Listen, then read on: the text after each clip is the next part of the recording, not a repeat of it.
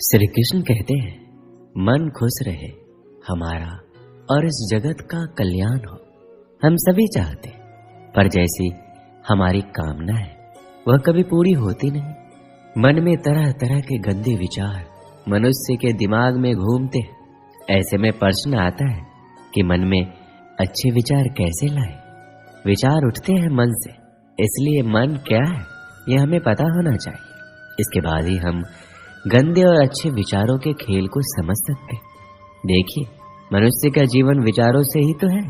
किसी के मन में विचार आता है खुद को और इस दुनिया को बेहतर बनाने का, तो किसी को आत्महत्या का विचार आता है। इन विचारों से परेशान होने से पूर्व हमें समझना होगा कि आखिर मन में विचार कैसे आते हैं, मन में विचारों की उत्पत्ति कैसे होती है। मनुष्य को अपनी स्थिति के अनुरूप ही विचार आते हैं। मनुष्य की हालत यदि मजबूरी की है तो उसके कर्म भी मजबूरी में होंगे। यदि हालात बुरे हैं तो विचार भी बुरे ही आते हैं। इसलिए विचारों का आना आपके हालातों पर निर्भर करता है। सोचिए, आज परीक्षा है और आपने पूरी तैयारी कर ली, तो क्या आपके मन में फेल होने के विचार आएंगे? बिल्कुल नहीं। लेकिन परीक्षा आज है और साल भर आपने सिर्फ मस्ती किया है, तो निश्चित है कि दिमाग में विचार भी फेल होने के ही घूमेंगे। तो अधिकांश मामलों में ये उसका खुद का चुनाव होता है। आप परीक्षा के लिए पढ़ाई करें या ना करें, यह आपका चुनाव है। इसलिए अगर आपका चुनाव ही गलत है तो फिर विचार गलत ही होंगे। इसलिए देखा होगा, प्रायः लोग जिस काम में लगे रहते उस काम में भी बुरे विचार उनके दिमाग में छाए रहते। और इसका यह अर्थ कतई नहीं कि मनुष्य के विचारों का आना गलत है। मन में अच्छे विचारों का आना कोई अकस्मात स्थिति नहीं होती।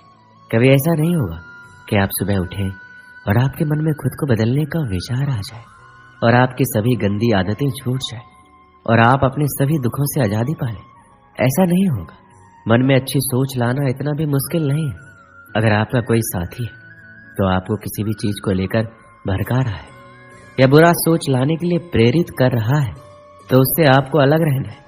ऐसे लोगों से जितना जल्दी हो सके दूरी बना लीजिए और खुद को व्यस्त रखने की कोशिश कीजिए। जरूरी नहीं कि काम करके ही खुद को व्यस्त रखा जा सकता है। आप चाहे तो खुद को व्यस्त रखने के लिए अपने पसंद का काम भी कर सकते हैं। इससे आपको बुरा सोच नहीं आएगा। आप सदा खुश रहेंगे तो मन में अच्छी सोच भी आएगी। बुरी चीजों से दिमाग हटाकर आपको अच्छी चीजों पर लगाना होगा। जैसे आप शांत वातावरण में जाकर बैठे। कई बार शहरी शोरगुल के कारण हम परेशान हो जाते हैं। आपको कुछ समय शांत वातावरण में बैठना चाहिए। ऐसा करने से आपको सिर्फ अच्छी सोच आएगी। अगर आप इन चीजों को अपने जीवन में अपनाते हैं तो आप आसानी से नकारात्मक सोच से दूर हो सकते हैं। आपके दिमाग में चाहे बुरे विचार आते हो, उसकी फिक्र करने की जरूरत नहीं है। जब आप सुबह उठे तो एक अच्छा विचार सोचें और एक अच्छा वाक्य खुद से बोलने के लिए तैयार रखें। जैसे कि मैं आज बहुत खुश हूँ, आज मेरी मनोकामना पूर्ण होगी, या मैं अच्छे विचारों वाला व्यक्ति हूँ। आप कोई भी सुविचार सोच सकते हैं। तो यह अभ्यास आपके जीवन को बदलने के लिए कुछ दिनों बाद सक्रिय होने लगेगा। आपका मस्तिष्क ही आपका भविष्य निर्माण करता है। जब भी आप बिस्तर पर सोने जाएं तो इस बात का ध्यान रखें कि आप क्या सोचते हुए सो रहे हैं। यदि नकारात्मक विचार है तो उसकी जगह अपने और अपने परिवार के लिए कुछ अच्छा सोचकर सोएं या अपने इष्ट देव के नाम का जप करते हुए सो जाएं।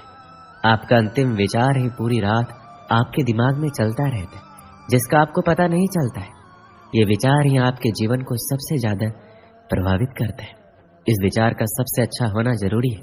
अतः सोते समय अच्छे विचारों को दोहराते हुए सोना चाहिए। मन में किसी प्रकार का भय और शंका लेकर नहीं सोना चाहिए। इसलिए जब भी आप सोएं तो एक अच्छे विचार के साथ सोएं। दोस्तों, इसे मैं एक कहानी के माध्यम से समझाता हूँ। एक बार एक आदमी ने अपनी सारी जमा पूंजी से एक सुंदर घर बनवाया।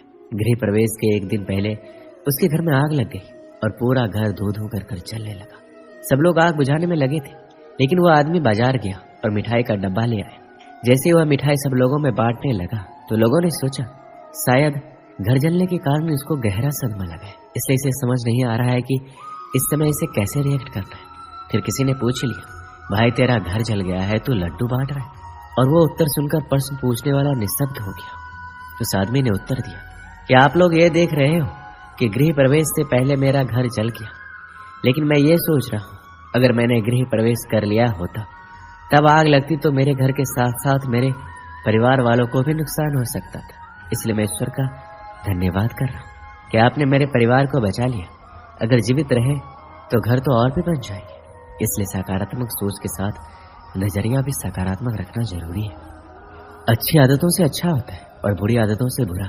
यदि आप में किसी भी प्रकार का नशा करने, गाली बकने, क्रोध करने, ईर्ष्या करने, अनावश्यक भोजन करने और किसी का अपमान करने या अन्य किसी भी प्रकार की गंदी आदतें, तो फिर आपका वर्तमान और भविष्य भी वैसा ही होगा। बुरी आदतें डालनी नहीं पड़ती, वो संगत से स्वतः ही निर्मित हो जाती है। आप अपनी बुरी आदतों को छोड़ने की चिंता करने के बजाय अच्छी आदतें डालना शुरू करें। जैसे सुबह जल्दी उठना, किसी असहाय की सहायता करना, माता पिता के प्रतिदिन पैर छूना, अच्छे प्रवचन सुनना, लोगों से विनम्रता से बात करना। खुद की और अपने मित्रों की गलतियां स्वीकार कीजिए। खुद का मतलब ये है, यदि आपसे घर, कॉलेज, ऑफिस या अन्य कहीं पर गलती हुई है तो इसे स्वीकार करने में कोई हर्ज नहीं है। गलतियों पर पर्दा डालने का प्रयास करेंगे तो आप लोगों की नजर में गिरते जाएंगे। काम करने वाले इंसान से गलतियां होती है, ये कोई बड़ा अपराध नहीं है, लेकिन इसे स्वीकार नहीं करना अपराध होता है। यदि आपके किसी मित्र, सहयोगी, परिवार के सदस्य या रिश्तेदार से कोई गलती होती है तो उसे भी स्वीकार करके उसको माफ करना जरूरी है। देखिए, जब इंसान के कदम उसे किसी नई मंजिल की तरफ ले जाते हैं तो अक्सर उसे पीछे मुड़ के देखने का मन करता है, क्योंकि उससे उसकी खट्टी मीठी यादें जुड़ी रहती है, कुछ सुविधाएं भी उसे वहां मिलती है। इसी तरह जब आप नया जीवन जिएंगे तो बीच में कुछ परेशानियां आ सकती है और इन बातों से मन घबराकर वापस उस पुराने सड़े गले जीवन को जीने के लिए बाध्य करेगा। ऐसी स्थिति में हिम्मत दिखाइए, श्री कृष्ण को याद कीजिए और जो बेहतर जीवन जीने का चुनाव किया है उस पर आगे बढ़ते रहिए। पुराने समय में एक सेठ नदी किनारे वाले गांव में रहता था। कभी कभी नाव में सामान भरकर दूसरे गांव में व्यापार करने जाता था। उसके आसपास बहुत धन संपत्ति थी।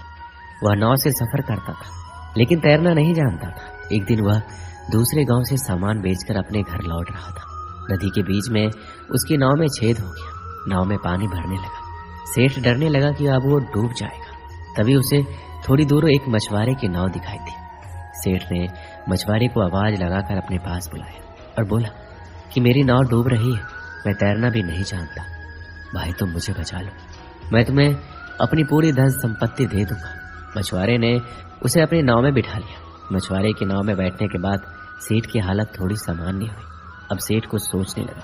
वह मछुआरे से बोला, भाई अगर मैं तुम्हें मेरी पूरी संपत्ति दे दूंगा तो मैं अपने घर परिवार का पालन कैसे करूंगा? मैं तुम्हें पूरी नहीं आधी संपत्ति दूंगा।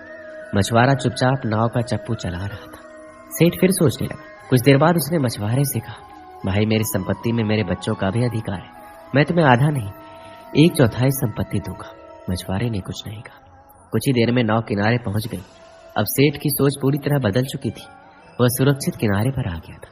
सेठ ने सोचा, इसने मेरी जान बचा के कोई बड़ा काम नहीं किया, ये तो इसका धर्म था। ये सोचकर सेठ ने मछुआरे को सोने का एक सिक्का देना चाहा, लेकिन मछुआरे ने ये लेने से मना कर दिया। सेठ ने वह सिक्का भी अपने पास रख लिया और वहां से चला गया। दोस्तों, इस कहानी से हमें क्या सीख मिलती है कि हमारे मन में अच्छे काम के लिए विचार बहुत कम आते हैं, और जब भी कोई ऐसा पुण्य कर्म का विचार आए तो वह काम तुरंत कर देना चाहिए। समय के आगे बढ़ने के साथ साथ हमारे विचार भी बदल जाते हैं। दोस्तों, इस वीडियो में बस इतना ही। मिलते हैं अगले वीडियो में। अपना ख्याल रखिएगा। जय श्री कृष्ण।